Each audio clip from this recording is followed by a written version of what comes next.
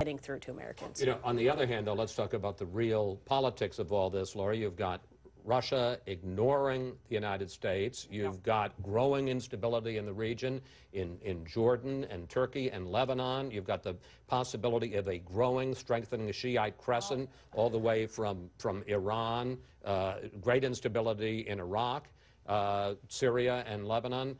I mean, there's a real, if there's not a political downside to this, there's a real downside in the real world. Remember the days when we thought that once we went into Iraq, there was going to be this domino effect of democracy throughout the Middle East, and we'd have more friends in the Middle East? Well, Washington Post reports today that last month in Iraq, outside of Baghdad, 500 people dead within those environs.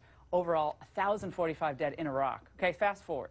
America's influence in the world has declined, without a doubt, over the last 4 years. I'm not going to sit here in any way defend Barack Obama's foreign policy, but in this case, we have to know with whom we're dealing. Rand Paul versus John McCain, that they're arguing this out within the Republican Party.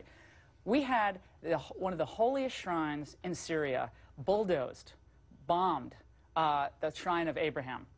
Very important to Christians. That's the place where Jesus walked. We have Christian villages, entire Christian villages, slaughtered, women and children, by the Syrian rebels.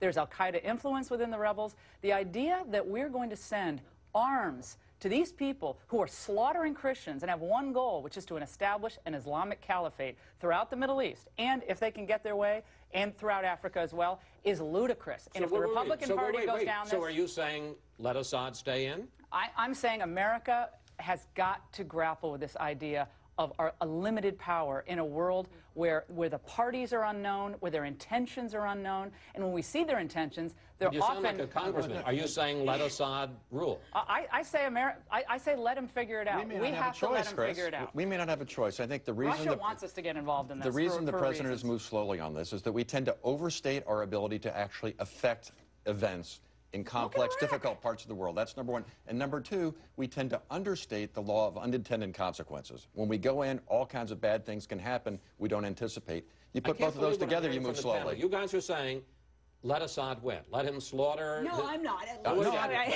I'm not. I'm saying that there may not be a realistic alternative. Right. We had a no-fly zone in Iraq. Remember? And what happened after that? Are we really going to send Iraq is in flames today. Are we really going to send 100,000 troops into Syria? This is not going to happen. Okay, so you're saying Saddam Hussein, keep him in power. Assad, I'm saying keep him that in power. we have to learn some lessons. We have to do what we can to help our ally Israel and stabilize what we can, but we can't do everything. 15 seconds. The greatest failure of this president has been to recede from the scene, and chaos does ensue when the United States does not stand up to its allies, doesn't move swiftly when we had the chance to get Assad out of there, and chaos reigns then.